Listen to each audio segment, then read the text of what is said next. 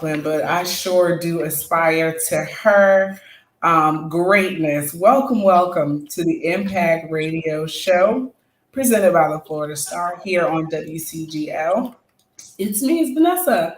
I hope y'all are having a fabulous Thursday. And you know what? I have just been since it's June and we're in the teens. I've just been saying Happy Juneteenth. So happy Juneteenth to everybody. We got somebody special on for the first half of our segment, Mr. Trey. How you doing, Trey? I'm doing well. Can you hear me okay? Yeah, we can hear you. Happy Juneteenth. What'd you say? Are we happy Juneteenth? Oh, happy Juneteenth all the way through. It's June because it's 16th, 15th, 18th. You do Right. all the I'm teams. All the teams of the all the month. team. You know what I'm All saying? the Until the air teams. to the earth. You know what I'm saying? And Including the teams. every day that ends in Y. Including the teams. I'm out here at Culture Lounge Jacks. We kicked off Juneteenth yesterday at Lauren Seafood and Jazz, a Black-owned establishment in the Regency Mall to the left of Impact Church.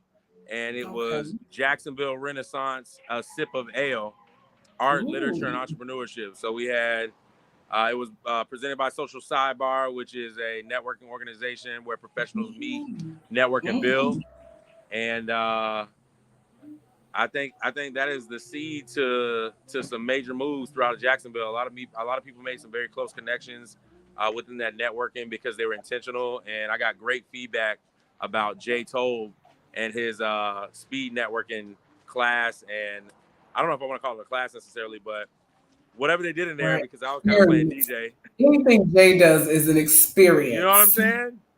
Yeah. Blue Skies Foundation. And he actually has an event that's similar that he does regularly called Artists and Authors.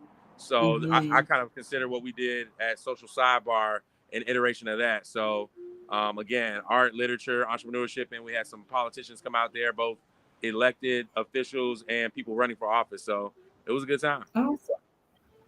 That's what's up. You know, I like to say when people get together, it's always something fabulous going on. And I just want to make a quick shout out because those of you who are watching this live, you can see his shoulder. We are being produced by none other than Reverend Carl J. Frederick. He just Carl J., African gentleman. The number one, you know who he is. But before we get too far into it, do business with one of the oldest Black-owned media companies in America. Now more than ever, it is important for you to support independent and locally owned media. Weekly subscriptions available at thefloridastar.com. That's thefloridastar.com, thefloridastar.com. So for those of you that are going out this fine Thursday, if you're getting dressed for a nice night out, you can call us now. Call 904-766-3401. We're listening in around the area to see what you guys got going on. We know it's Thursday. We know Culture Lines is always hot on a Thursday. So check in with the crew, what y'all got going on. Give us a call, 766-3401 before 8:50. So what y'all got going on tonight? I know sometimes there's like poetry, sometimes it's like spades. What's going on tonight? So what's popular? I was going to ask if you wanted to do a quick tour. It's a little bit, I don't want to say loud in there, but what we got going on, I'm going to explain it first and then I'm going to walk in because somebody's playing a saxophone right now. So we got poetic jam sessions, which is 4 poets randomly selecting 4 musicians or 4 instruments to a degree. And they have to create basically 2 pieces together, a mixture of obviously the poetry and whatever the instrument is. So right now, like I said, there's somebody playing the saxophone. I don't know if I can flip my camera around, but I'll just, to keep it simple, I'm a fake millennial dog, so I don't want to mess with the technology. Thank you. Don't mess with it. Whole vibe. The cookbook is always a whole vibe. Definitely. My 8th intro right now. We got some live music. For those of you who can't see this, some strobe lights just be playing. So that's how we get down, you know what I'm saying? You know the vibe, Culture Lounge Jacks, a process of collective enrichment. It's also the birthplace of 10 Toes Down book, which is a published anthology with 3 volumes that started through a Culture Lounge Jacks writers workshop during Black History Month of last year. So Melinda Rackley, who's a Black woman-owned publishing house in Jacksonville, Florida. She has a hybrid publishing model so that way the authors keep their words. They get to get it registered with the Library of Congress, and they get to create legacy for their families through her company, FAMU Grad. So shout out to the Rattlers. And yeah, I mean, no matter what we do here, it's for expansion. Listen, and all I heard was black owned, black owned, black owned, black owned, you know what I'm talking about? black owned. We gonna get black we gonna get our own reparations. If you're a black girl and it's black owned, I love it. That's it. Well, Trey, shout out really quick before we go to the break. Most definitely, shout out how people can get in contact with you. At Trey Solo 7 on Instagram is the best way. I do Facebook a little bit, but Instagram is where I play the most. I run several pages, so you're probably talking to me already and don't even know it. But well, thank you so much. That's so true. So I appreciate you can keep going on make sure they also know about the vendors brunch coming up on July 16th in at the Shops of Pearl, hosted by African gentlemen and the African lady and a host of other great businesses here in town. You got to look out for that flyer. It's got all the logos of the people who are involved. And again, it's circulating that black dollar. So I thank you guys. Yeah, thank you, Trey. We appreciate it. Y'all check him out. Peace. All right. And we're excited. Miss PeTika. How do you say your name? Say it one good time for me, please. PeTika. Okay, your last name? Tave. I'm sorry. PeTika Tave. All right. Thank you. I'm going to do a little intro ad, and then we'll get into your questions and everything. All right? Okay. Thank you. Yes.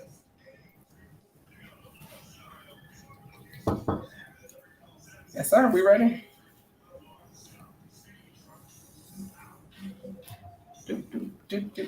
Hey. Welcome back, y'all. Welcome back to the Impact Radio Show presented by the Florida Star. Don't forget to do business with a trailblazing, female-owned, independent media company. Help preserve the legacy of Ms. Clara McLaughlin in the community by supporting the Florida Star today. Ask your favorite local business to carry current issues. That's real simple, guys. Just go up to your favorite local business and say, hey, could you carry the Florida Star? I would surely buy it from you. More information at thefloridastar.com, thefloridastar.com, thefloridastar.com. Today, we welcome Miss PeTika Tave, a children's book author, and she is here to discuss kids' self-esteem, which is really important in this digital age, literacy, which is also really important in this digital age, and her impact on the community. Our producers are standing by to take some calls. If you have any questions for this amazing woman, please call 904-766-3401. Thank you for coming by, Ms. PeTika. Tell us about yourself. What do you got going on? Well, hi. Thank you for having me. So I am a children's book author. I met Mr. Frederick at one of my events, the June Art Walk. So he was such an amazing spirit to encounter. And he was just so amazed with the books, him and his family. I love them. Basically... Yeah, thank you. And actually, I was listening to Trey Solo because he was talking about the publishing house, and she's a FAMU grad. I am a FAMU grad as well. So it's interesting we haven't connected, but I definitely want to connect with her. But I am a local teacher and an author. I've been teaching middle school here in Jacksonville for 17 years. God bless you. I know. Oh, boy. I was like 17 years. This has been a long time of my life. Yes, thank you for your service in that way. Seriously, teachers get to touch the future in that way. So we thank you for that.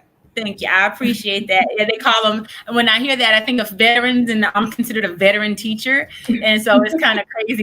Like, I see my students at art walks and the Riverside Arts Market sometimes, and they're like 29, 30. That's my first group of children. I'm like, whoa, y'all are old.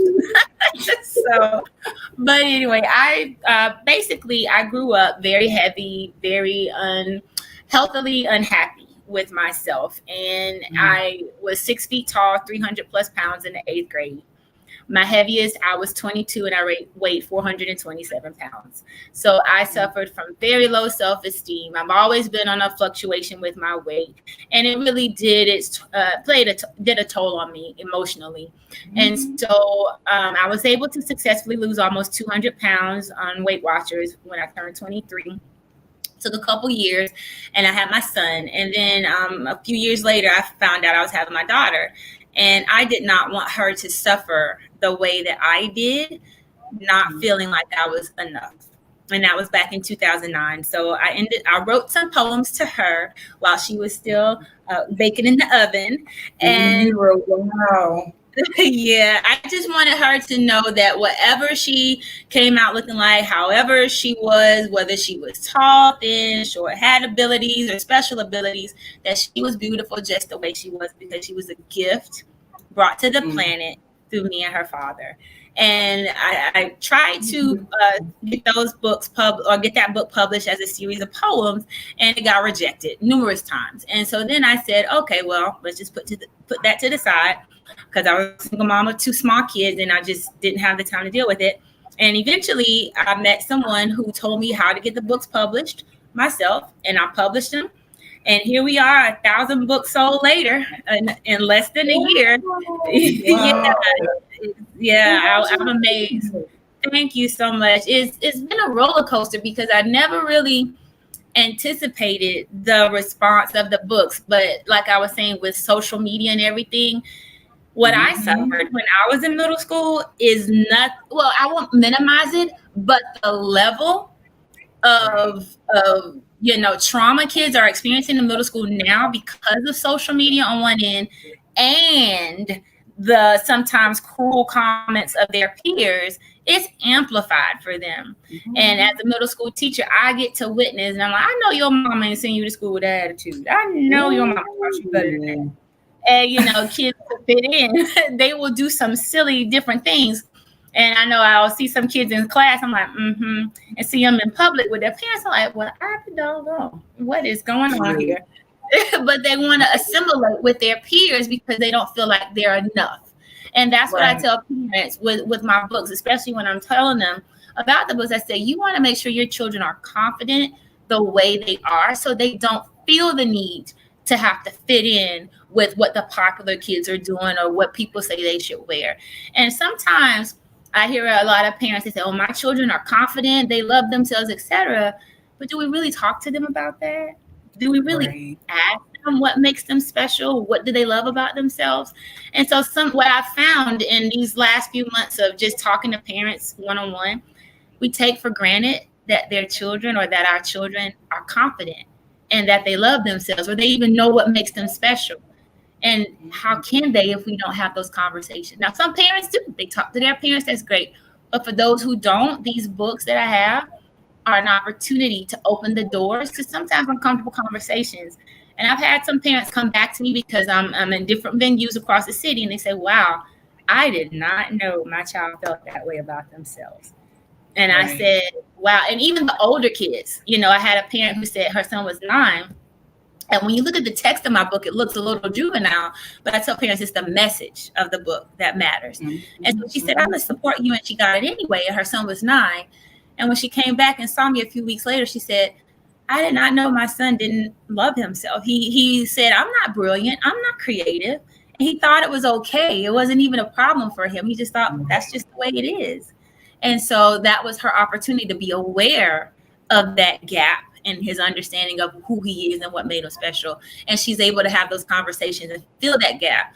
So when they get to me, that's what I say. So when they get to me in middle school, they know how to, handle somebody that try to say you ugly. You're like, no, I am not. And you need to stop.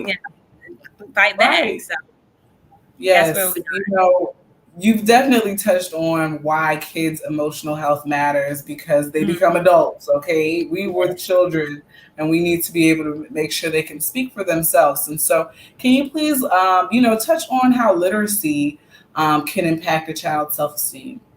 Oh, definitely. Because in my role at school, I often get the students that struggle with reading ability. And that's when they have a reading interventionist or a reading coach or a specific reading teacher come in. And not just the physical abilities, or the physical manifestation of themselves, but when a kid struggles to read, they don't want their peers to know. And so that wears on their esteem as well. And then also when they're placed in classes where everyone knows, oh, those are the students that have trouble reading, it weighs on them also. So that's when they act out even more because they don't want to be in that class with those kids or labeled that way. Yeah. Yep. But yet they need that extra support because oftentimes, I'll admit I am a single mom, and I was a single mom raising my children. It got rough. It was tough, but you really should start reading to your children when they are in utero. They will hear that voice. They will hear that language. They will hear those speech patterns, and that will stay with them. And then as they get older, when they're a child or even a baby, a newborn, you keep reading to them. In my books, if you keep reading those affirmations to them, they'll believe it. And they call it, manifestation, self-fulfilling prophecy is what some people call it, is what you say repeatedly is what you grow to believe. And so we want to say the things that children need to hear so they can grow to believe in themselves and know their worth, even when they get on our nerves. I mean, especially when they get on our nerves, because that's how they test and become bigger human beings. So really quick, if you could just let us know how we can get in touch with you, what the name of some of your books are. I'm sure you're on Amazon. Yes, I am. You can Google, you can look up my name, PeTika, Tave, Tave. You can also find me on Instagram, author PeTika. That's one word, AUTHORPETIKA. And also you can find me on my website, Baya Books. That's B as in boy, AYA, books, all one word.com. Thank you so much, PeTika. It was so nice to meet you. And guys, look for her at these Riverside Arts Markets in the Art Walk. And I have one more place. Actually, this Saturday, I will be at the Barnes & Noble on San Jose Boulevard, which is a big deal because I'm the first author that they're actually letting do this as an independent author.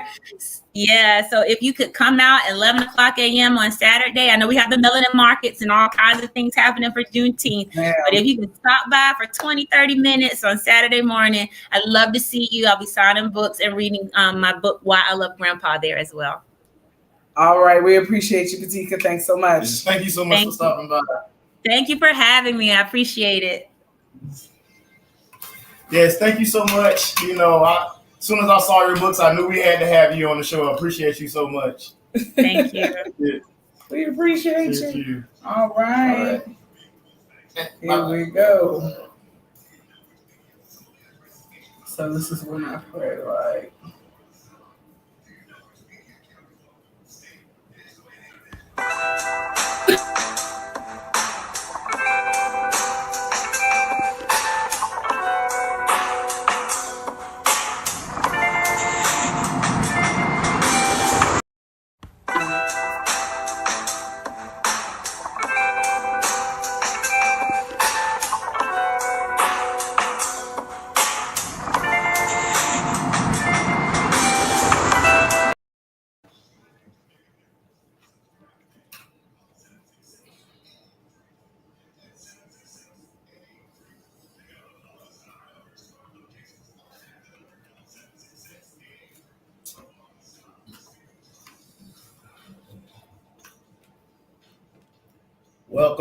Welcome back to the Impact Radio Show, brought to you by the Florida Star. I am your African gentleman, Reverend Carl Frederick, here to bring to you your impactful moment on this evening, brought to you by African gentlemen specializing in authentic African apparel for men and children. Ooh, before you get into your moment, can I plug a few events? Yes, sure. Go ahead. I'm sorry, y'all. First of all, it's Juneteenth. There's a lot going on this weekend. Please be safe. There's something going on at Daly's Place. There's Melanin Market right around the corner.